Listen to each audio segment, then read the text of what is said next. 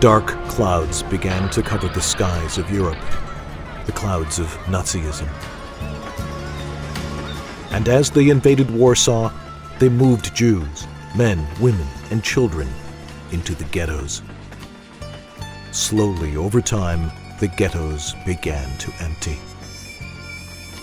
Even the birds stopped singing, as if they knew what came next.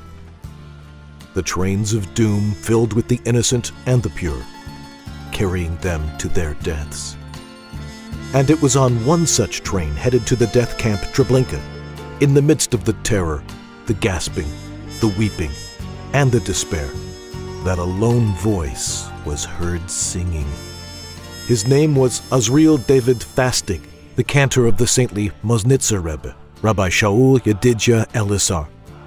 People thought he had lost his mind, but Azriel's heavenly and sweet voice continued its soulful tune.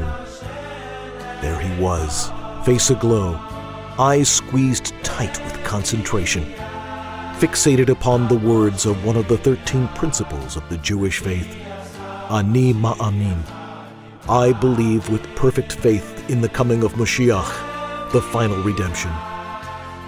Gradually, the hundreds of listening ears joined his song, at first quietly, but slowly growing louder and louder.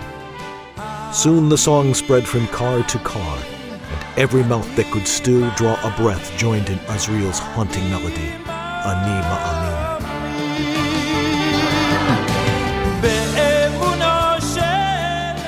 His eyes red from crying and his cheeks wet with tears, Cantor Fastig tore a piece off of his own shirt and jotted down the notes of his new composition.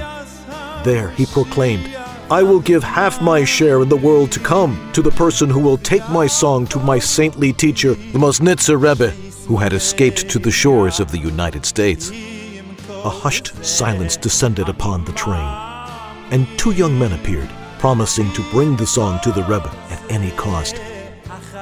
Bidding farewell to their brothers and sisters, they jumped out of a hole they broke in the train's roof. One miraculously survived, and clutching dearly to the shirt, kept the melody alive.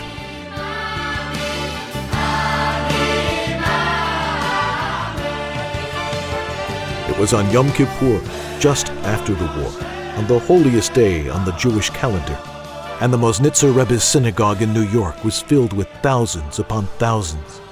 As the Rebbe began singing the Ani Ma'amin, the crowd wept bitterly, swaying back and forth as if in a different world.